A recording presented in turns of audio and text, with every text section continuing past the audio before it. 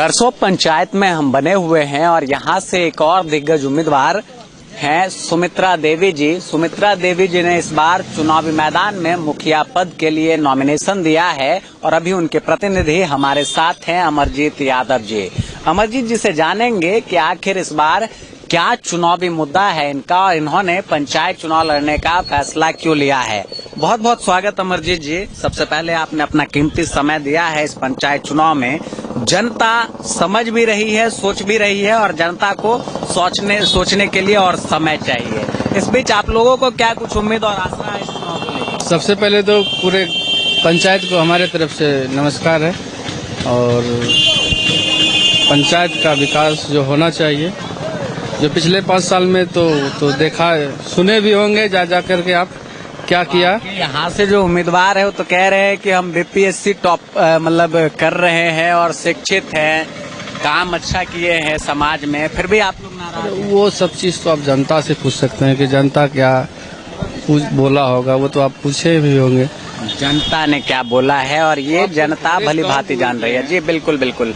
मोमबत्ती छाप चुनावी सिंबल आपको मिला है। मैं ये जानना चाहूंगा, आप भी युवा हैं और युवाओं के हाथ में राजनीति जो है गांव की भी अब जाती हुई दिख रही है। अभी तक जो परिणाम आए हैं, आपने क्या सोचा है अपने करसों पंचायत के विकास के लिए? प्राथमिकता किन चीजों को दी है? सबसे पहले तो मेरा प्राथमिकता किसान भाई, सेकंड में आता है मेरे बाजार में जो भी है उनके लिए सीसीटीवी कैमरा, दुकानदार के लिए जो है डस्टबिन जो है थोड़ा सा अलग ढंग से वो सारा चीज होगा, एम्बुलेंस का व्यवस्था, ये सब चीज अपना करेंगे। जो देखिए युवा सोच है और युवाओं की तरह सोच रखकर इन्होंने कहा है कि बाजार में सीसीटीवी कैमरे की व्यवस्था हो ताकि किसी भी तरह की अगर कोई आपराधिक या कोई भी घटना सामने आती है तो उसका फुटेज रिकॉर्ड हो जाए। साथ ही साथ तमाम दुकानदारों को डस्टबिन की व्यवस्था मिले, जो गीला और सूखा कूड़ा है वो उसमें डाल सके। इसके साथ ही गांव में भी आप मानते हैं गांव में भी ये व्यवस्था होनी चाहिए, सीसीटीवी हो या अन्य जो व्यवस्था। अब चौक चौराहे पे पूरी जगह तो नहीं हो, लेकिन चौक चौराहे जहाँ पे तो उस जगह तो हो सकता है। शिक्षा के स्तर को, शिक्षा का पैमाना काफी गिरता हुआ है, गिरते। सबसे पहले तो यहाँ का जो शिक्षा विभाग है उनको वो मगर मेरे अधीन में आएगा तो उनको सुधारने का काम करेंगे। क्या संदेश देंगे तमाम पंचायत की जनता को? तमाम जो काम करने वाला हो, जो कर्मठ हो, जो काम करे कुछ, उनके साथ।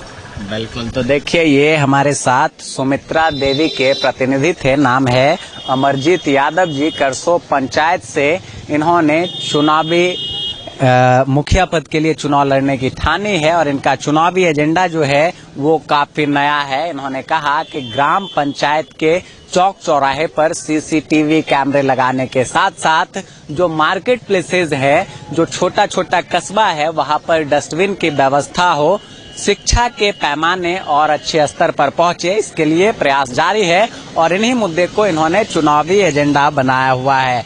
आखिर में हम इनसे बात करेंगे और एक और सवाल है जिसके बारे में स्पष्ट रूप से ये जानेंगे। देखिए बहुत सारे प्रत्याशी है चुनावी मैदान में और सबका अपना अपना अलग एजेंडा है। जनता कैसे भापे कि जो उम्मीदवार हमारे सामने आ रहा है वो निष्पक्ष तौर से हमारे साथ खड़ा रहेगा और हमारे लिए अच्छा काम करेगा? बिल्कुल सही, सब लोग अपना अपना वो तो देंगे ही, पर मेरा कुछ अलग करना है। जनता समझ रही है? बिल्कुल समझ रही है, बहुत पहले से समझ चुकी है। जनता समझ रही है और बहुत पहले से समझ चुकी है, ये अमरजीत जी का कहना है। बने रहिए हमारे साथ। बिहार पंचायत चुनाव की तमाम खबरों से अपडेट रहने के लिए कैमरा पर्सन दिलीप कुमार के साथ मैं अभिषेक कुमार। नमस्कार, स्वागत है आप सभी का। मैं हूं अभिषेक कुमार। बिहार में पंचायत चुनाव चल रहा है। हम इस वक्त शंभुगंज प्रखंड के करसों पंचायत में हैं। जिला है बांका और लगातार अभी हम आपको दिखा रहे हैं बिहार के पंचायतों की समस्या क्या क्या है। प्रत्याशियों की लिस्ट भी काफी लंबी चौड़ी है और तमाम प्रत्याशी अपना अपना चुनावी एजेंडा बनाए हुए हैं। जिस गांव में हम हैं, इस गांव की समस्या से अवगत होंगे यहाँ के स्थानीय लोगों से और जानेंगे कि आखिर इन 5 साल में इस गांव की जो समस्या है और जो पिछले 5 साल का कार्यकाल रहा उसमें किस तरह से इन लोगों के यहाँ विकास हुआ है या नहीं हुआ है, जनता की जुबानी ही। आप लोग क्या मानते हैं, किस तरह काम काज हुआ आपके यहाँ पर? बोलो काम हुआ, आपको कुछ मिला? पंचायत में आप लोगों को पंचायत राज की व्यवस्था से कुछ मिला है? नहीं, कुछ नहीं मिला है। कोई सरोकार नहीं है। गली वली बना आप लोगों के? हाँ, गली तो बना है। गली बना है। और किस तरह की व्यवस्था है यहाँ पर? किस तरह की व्यवस्था नहीं है, कोई व्यवस्था नहीं है। ना, आप लोगों को कोई सुविधा नहीं मिल कोई सुविधा नहीं। कोई सुविधा नहीं मिल रहा है। खास तौर पर इस गांव की सबसे बड़ी समस्या क्या मानते हैं आप? और सब वही आ जाता है, सभी से गड़बड़ ही गड़बड़ है, कोई भी ठीक नहीं है। एक भी व्यवस्था एक भी विधि व्यवस्था ठीक नहीं है। एक भी विधि व्यवस्था ठीक नहीं है। चलिए, ये कह रहे हैं कि जो बना है वो भी गड़बड़ है। आप लोगों को किस तरह की उम्मीद है इस बार के चुनाव में? आप लोग क्या सोच के मत दीजिएगा? मत ये सोच के देंगे कि घटोला जो बना वो घटोला जो है काफी करा है। इस पे हमें विरोध करके दूसरा मुखिया को वो करना चाहते हैं, नया मुखिया बना। बदलाव चाह रही है जनता। आप लोग बताइए, आप लोग क्या सोचेंगे इस बार मत देने से पहले? क्योंकि समस्या है तो लोग बता रहे हैं काफी है। समस्या तो वही सोचेंगे ना जो कि बढ़िया काम करे, और क्या जो बढ़िया काम करे उसे ही सोचेंगे। और यहाँ पर एक प्रत्याशी भी हमारे साथ अभी जुड़ेंगे जिनका नाम है मीना कुमारी और इनका चुनाव चिन्ह पुल छाप है, क्रमांक संख्या 5 पर अवेलेबल है। और ये भी इसी गांव की निवासी है, जनता के बीच में रहती हैं और जनता के जनसेवा भावना की उद्देश्य से इन्होंने चुनाव में फाइट करने का सोचा। आपने मुखिया पद से चुनाव लड़ने के लिए सोचा। देख रहे हैं जनता बोल रही है कुछ काम ही नहीं हुआ। काम सब होगा सर, और क्या करेंगे हम? काम करेंगे आप। अच्छा, तो किस तरह जनता क्यों आप चुने? आपको क्या लगता है कि ये बेहतर है मेरे में बाकी प्रत्याशियों के कंपैरिजन, तो जनता चुने? जनता पर है सर कि हम बेहतर हैं, कि विकास करेंगे, और क्या करेंगे। बिल्कुल, आप देख रहे हैं और मुखिया जी के प्रतिनिधि हमारे साथ जुड़ेंगे जो बताएंगे इनके चुनावी घोषणा पत्र क्या क्या हैं और इस चुनाव को किस आकलन से ये देखते हैं। बहुत बहुत स्वागत है आपका। धन्यवाद। सबसे पहले ये बताएं, आप लोगों ने जो चुनावी एजेंडा बनाया है मीना कुमारी जी का, वो क्या है और किस तरह करसोप के विकास के लिए आपने सोचा? एक्चुअली होता क्या है कि जब हमारे समाज में पंचायती राज का मतलब ही यही होता है कि पहले जो निम्न स्तर तक के लोग हैं उन तक सुविधा पहुंचाना। सरकार की व्यवस्था पंचायती राज का मतलब ही यही होता है कि वो जो सबसे ज्यादा जरूरी लोग हैं वहां तक उन सुविधाओं को पहुंचाना। अब उन सुविधाओं को पहुंचाना हमारा पहला लक्ष्य होगा, इसलिए कि बहुत सारे लोग, आपसे ज्यादा तो बेहतर कोई नहीं जानता होगा कि समाज में होता क्या है कि ज्यादातर लोगों को जानकारी ही नहीं होती है कि हमारी योजना क्या है या हम उस चीज के लिए हम उस चीज को कैसे पा सकते हैं। और जब तक हम निष्पक्ष लोगों को अपने समाज में लाएंगे नहीं, एक अच्छे लोगों को, अच्छे कैंडिडेट को लाएंगे नहीं, तो हमारा समाज कैसे आगे बढ़ सकता है। बहुत सारे लोग हैं जिनको की अपनी बेसिक जरूरत है। अब बताइए कि सबसे पहला चीज मैं आपको एक छोटी सी एग्जांपल बताता हूँ कि 2 मुद्दा सरकार जो 2 योजना है, एक तो कन्यादान के लिए सरकार देती है। क्या आपको लगता है कि कोई सुखी संपन्न परिवार उस 5,000 रुपए को लेने के लिए पहुंचती है? नहीं। समाज के निम्न वर्ग के लोग को जरूरत है। वो पैसे अगर किसी गरीब परिवार को नहीं मिल पाता है तो इससे दुर्भाग्यपूर्ण बात क्या हो सकती है?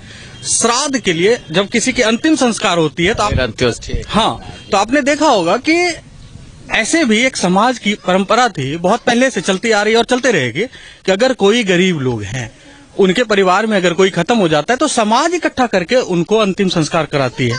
जबकि सरकार एक ऐसी योजना दी हुई है, 1500 या कुछ भी जो भी देती है, वो अगर एक जरूरतमंद तक नहीं पहुंच पाता, इससे ज्यादा और घृणित क्या हो सकता है? ये योजना भी नहीं पहुंच पाती है। योजनाएं आप सुन रही हैं, योजनाएं बहुत तरह की है और हम फिर आएंगे आपके पास। हम लगातार देख रहे हैं आपके गांव में भी हमने देखा जल नल योजना के साथ साथ कई तरह की योजना जो है वो सब तो आई। जनता अभी भी दुखी है, जनता परेशान है, जनता की समस्या का समाधान नहीं हो पाता। सब हो सकेगा सर, सब हो जाएगा, सब हो जाएगा जी, पूरी ईमानदारी के साथ। एकदम ईमानदारी के साथ। या फिर वही हाल होगा जो सर वो कैसे होगा? बिल्कुल देखिए वो नहीं होगा। ग्रामीण है और ग्रामीणों की जो समस्या है वो बरकरार है। ग्रामीण क्षेत्र में सबसे बड़ी बात ये कि ये गांव का चुनाव है, गांव की सरकार बनने जा रही है और जनता को भी इस बार ये सोचकर मतदान करने की आवश्यकता है कि गांव की सरकार में अगर अच्छे लोगों को प्रतिनिधित्व मिले, शिक्षित लोगों को प्रतिनिधित्व मिले और एक अच्छा ईमानदार उम्मीदवार चुनते हैं आप, तो आपके गांव का विकास सुनिश्चित है, आपके पंचायत का विकास सुनिश्चित है। क्या अपील आप करना चाहेंगे करसोग की तमाम जनता से? हम सभी जनताओं से अपनी सोच बूझ से अपने अच्छे कैंडिडेट को चुने। जब तक हम उम्मीद तो करते हैं कि हमें अच्छा मिले, और अच्छा जब तभी मिल सकता है जबकि हम एक अच्छे कैंडिडेट को चुनेंगे। सबसे पहला प्राथमिकता यही होना चाहिए कि हम एक ऐसे कैंडिडेट को चुने जो कि समाज में कुछ करें। ये नहीं कि मतलब ये एक व्यवसाय ना बने। हम एक तो हर एक आप ये बताइए, मीना कुमारी जी के समर्थन में आप लगातार खड़े रहते हैं और तमाम जनता यहाँ पर जो है काफी लोगों में इनका नाम है। जी बिल्कुल। और खास तौर पर क्या ऐसी व्यवस्था इनमें दिखती है या किस तरह का इनका आचरण है, कितना शिक्षित है? आपने ये बहुत अच्छा प्रश्न किया। एक्चुअल में क्या है कि जिन परिवार से ये हैं ताल्लुक रखती हैं, उन परिवार का योगदान इतना बड़ा है कि अगर समाज इस चीज को सोचे तो आज भी वो उपकार ना भूल पाए। 80% लोग इंटर अगर किए हैं। ग्रामीण क्षेत्रों में आप जानते होंगे कि शहर में जाके पढ़ना सबके बस की बात नहीं थी। आज से 10 साल 5 साल पहले तक भी। आज थोड़ा सा लोगों की आर्थिक स्थिति अच्छी है तो लोग बाहर भी पढ़ते हैं, लेकिन अगर ये इंटर कॉलेज नहीं होता तो शायद लोग यहाँ से इंटर नहीं हो पाते। वो इन लोगों का इन परिवार का देन है, इसको हम झुटला नहीं सकते। तो जब जिनकी सोच इतनी अच्छी हो, वो जब सच में उनको प्रतिनिधित्व करने का मौका मिले, प्रतिनिधित्व का मौका मिले, तो बेहतर करेंगे। ये सोच है और ये उम्मीद लगाई जा रही है कि जिस परिवार ने गांव को इतनी बड़ी सौगात दी हो और खास तौर पर योजनाओं को यहाँ पर लाकर उस पर इम्प्लीमेंट करने का काम किया हो, तो जनता जान रही है, जनता के मन में तरह तरह की भावनाएं हैं और जनता स्पष्ट रूप से इसका जवाब 15 नवंबर को देगी कि आखिर किसको अपना मत वो दे रही है। एक एक मत आपका कीमती है, अपने अच्छे उम्मीदवार को चुने ताकि आपके क्षेत्र का विकास हो सके। कैमरा पर्सन दिलीप कुमार के साथ मैं अभिषेक कुमार, करसोग पंचायत, शंभुगंज प्रखंड, जिला बांका।